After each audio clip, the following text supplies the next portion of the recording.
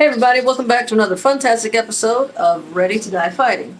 I'm Chris, and today I want to share with you the Midland emergency radio. It's the ER210 emergency crank weather radio. I'm looking over there because I bought another one. So, super short review. I like it. It works. It works well. I've had this one for several years. It still works great. Liked it enough where I bought another one. They cost about $50. I think it's well worth it.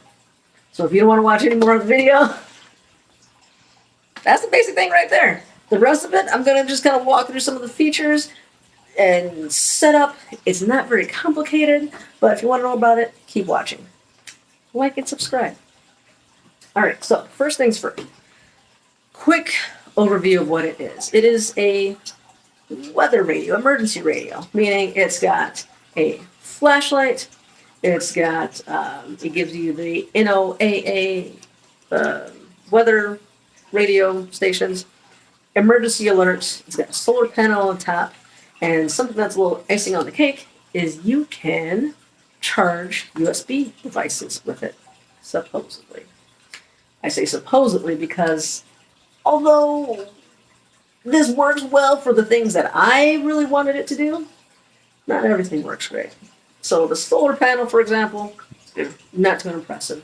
I don't know how long you have to leave this thing out in the sun to actually get a worthwhile charge, but I left it out for quite some time, and it wasn't great. If you got all day and you're stuck out in the sun, then, maybe that works fine, but it was taking a long time. Too long for my emergency need to charge my phone. However, I never tried to use the phone charger aside from that. So right now I've got 2 out of 3 bars. So it's pretty full. And I've got a completely dead cell phone. So while I'm talking to you, just try to turn it on. So while I'm talking to you, I'm going to see if we can charge it even a little bit, just enough to turn it on, because I feel like that's what the emergency would be, right? It's like my phone died and I need a charger. I need to get it on just enough juice to call 911 or something, or a tow truck, or whoever. So let's see what happens. I'm going to leave it there and just let it charge. See how it goes. In the meantime, let's unbox this bad boy. Same model. There's a few variants of this. In my opinion, this is the best bang for the buck version. There's one that's a little bit bigger. There's, I think, a smaller version. This one's around $50. It's the middle child, and I think it's a good size, good use. The big one has, I think, a dog whistle feature where there's like a super high pitched noise to. The idea being like there's like a search and rescue and they got dogs and make it easier for them to find you. I don't know if I didn't have a good way of testing that. So, yeah. Let's open this up. Oh, let's see. So it says it's got a 25-hour battery life. I haven't tested that, but the battery does seem to work pretty good. They've got different scenarios: tornado, flood, hurricane, blah, blah, blah. National Weather Service alerts anytime, anywhere. Multiple power sources, rechargeable battery, hand crank, solar panel. Charge other devices through a USB connection. Flashlight with SOS strobe, and AM/FM radio for entertainment and live information. And that's basically all the reasons why I wanted it, and I liked it. This one is going to go in the car. I used to have one in the car. I don't know what happened to it. Either broke it, lost it, gave it away, I don't know. So it comes with a charging cable. It doesn't come with you got to have your own, I guess, power adapters that you plug it into or whatever, but it comes with the cable. Comes with what is this? The FEMA recommended emergency checklist. So if you're a beginning prepper, that gives you something to start off. And then it's also got a quick start guide if you're too lazy to read the pretty thin instruction manual. Not a ton there, but there you go. And that's all it comes with. And also the battery, but the battery's on the inside. So if you flip it down, just give you a quick start reference here. It tells you to turn on the radio, pull the red tab from the battery compartment, then press the band button. To turn off the radio, press and hold the band button for 2 seconds. Give it a little bit. So let's just pull that out. Oh, it's got the sticker on there. Let's take that off. And now we have some power. However, you can see the battery indicator is flashing, so it does not have much juice in it. People seem to always do that. They rush out and buy things after the power's already gone out. I always think that's funny because I'm like, how are you going to charge it? How are you going to charge it? But they do that. So don't wait till the power's out. Out of the box, this thing is pretty much dead. It's not going to do much good to you. Fortunately, it does have a crank. And see the light coming on there? That means that the crank is in fact working. It's getting charged. Depending on how fast and how long you do this, you get more power. But to go from completely dead to like completely full, that's going to be some work. This is probably enough to be able to use it a little bit though. Let's give it a little bit of juice. We can.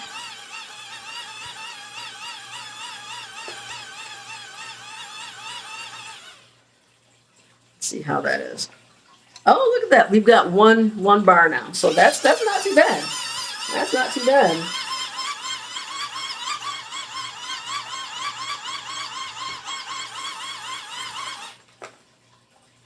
I got 2 bars. Wow. Well.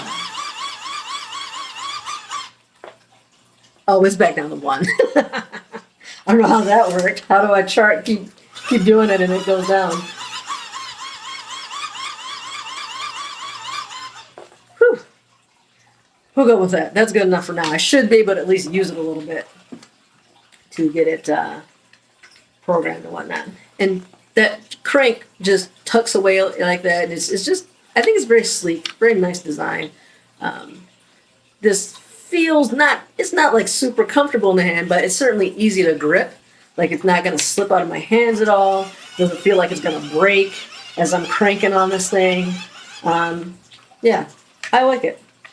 I like this little handle where makes it easy to carry. I mean, you could just carry it like that, but I like it that you can hang it on something. That's the cool part there. Let's see.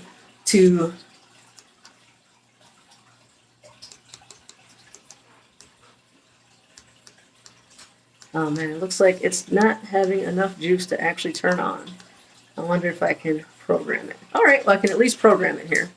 So, pressing down this menu button, hold it for a couple seconds. You've got power. This is the WX/menu. Tune up and down, volume up and down. So holding down that menu button for a few seconds will bring you into to set the clock. So hour 12, you have a choice between having a 12-hour clock or a 24-hour clock. I personally prefer the 24-hour clock. Hit the menu button again, and now I can set the time. It is 17:22. So let's go 17. Hit that menu button again. 22. There you go. Now, BL, this is for the backlight. The default is 5, so if you push a button, see, it'll stay on for 5 seconds and then automatically turn off. And then you can change it to on, so it just stays on all the time.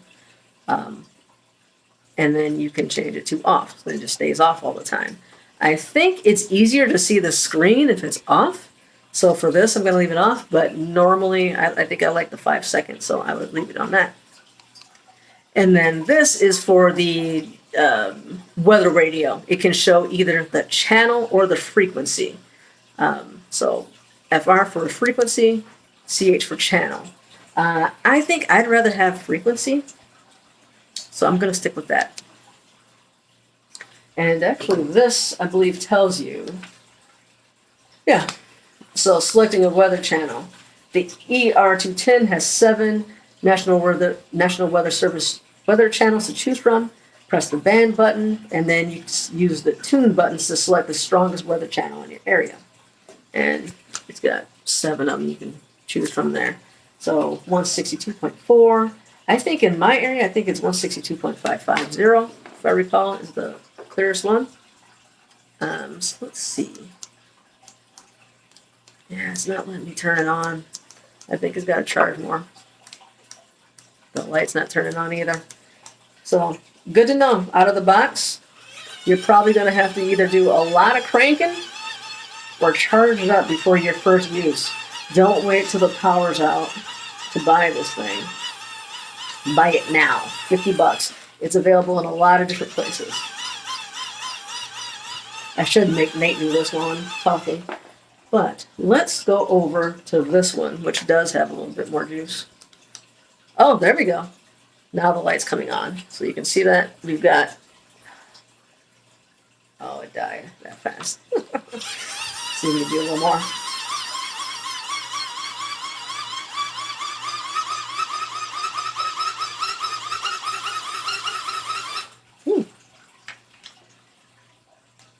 So we got the light there. That's like the first setting. It gets brighter. And then you've got the SOS signal. So is that 3 short, 3 long, 3 short? SOS. So you got some signaling there. And that light is pretty bright. I like this as a flashlight for sure. It's a nice bright beam. And you got crank power, solar power, USB power. No excuse not to have a light. There we go. Now we got some power here. So if you look there, let me turn this static down. We don't need to hear that. You see there's a flashing... Ah, dang it. Battery. Let's switch to this one.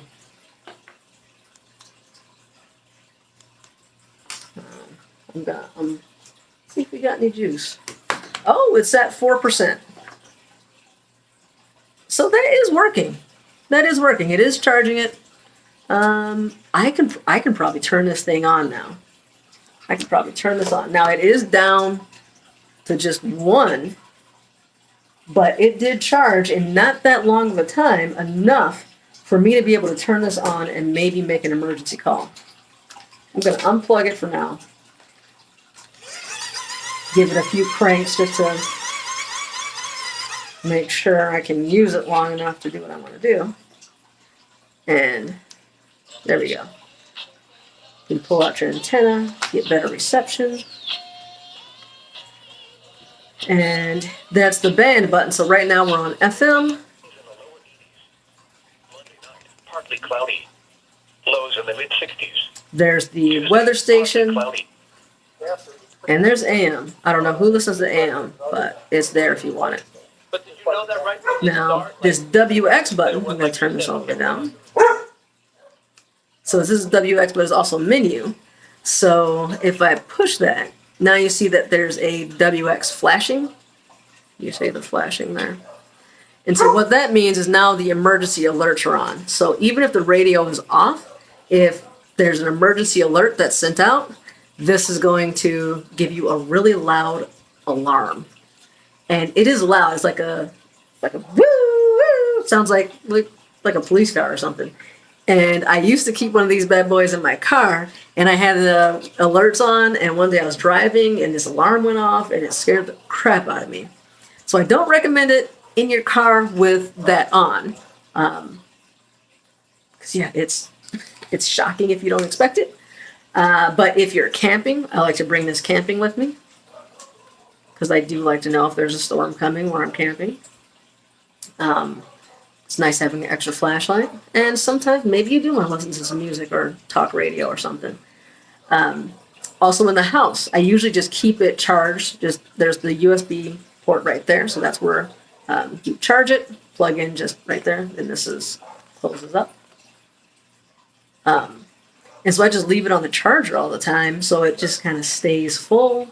And I don't mind leaving that on in that way, especially if I'm kind of expecting bad weather, if it's spring, like storm season or whatever. Not a bad idea to just keep it on in the house. If you don't want it though, you can just hit that button again and turn it off. And so now a tornado can come right to your house. You're not going to get any warning. And you know, if that's what you want. That's what you want. That's fine. I think that's all there is to say about this. Overall, I really like it. I really do. I'm not impressed with the solar panel. The phone charging capability is actually better than what I expected. I don't know that I think I'd rather have a dedicated battery backup for my phone, because the phone is so important in an emergency and just like day-to-day life. But if this, I would consider to be like my backup. Like if my other one got broken or lost, or maybe I already used it and it's dead, whatever the case may be, I've got a backup. So that's nice. I think that's it for this one. Buy it. Get something like this. If not this exact one, get something else. Around $50. Amazon, Walmart, Meijer, REI. That's actually where I bought this one. It was from REI. They all have it. No excuse not to have one. And so the use case for this is I've been making a series of videos of making a winter emergency car kit, and this is going to go in there. Dual purpose of having a light and also having entertainment so that you can listen to music. You don't want to sit there with your car running, so you can have some music going, you can have a light, and you can get some news and information of what's going on and what the weather's doing. Because you're stuck in a blizzard or something like that, but if things are changing, if it looks like it's going to be worse, if it's bad enough, the radio stations, they're going to be talking about what's going on. Information is power. You know, knowledge is power. That's what they say. So I think this is a great thing to keep in there. And I'm not too concerned about it being stored in the car, even though there's a battery in there, because the one I had before, I had it for years in the car. Years. Winter, summer, didn't matter. And every time I went to use it, which wasn't all the time, but it was always fine. So I had it connected to with the USB, the cigarette lighter, and it was just, whenever the car was on, it was getting charged. When the car was off, you know, whatever. It wasn't, but it was fine. And when I needed it, it was there. Mostly just used it, I think, for the flashlight, the times that I did use it. But, yeah. So this is going to go back in the vehicle. I'm going to charge it up first, obviously. And hopefully this was helpful to you. You enjoyed it. You're going to put that onto your shopping list. And I will catch you guys in the next video. Thanks for watching.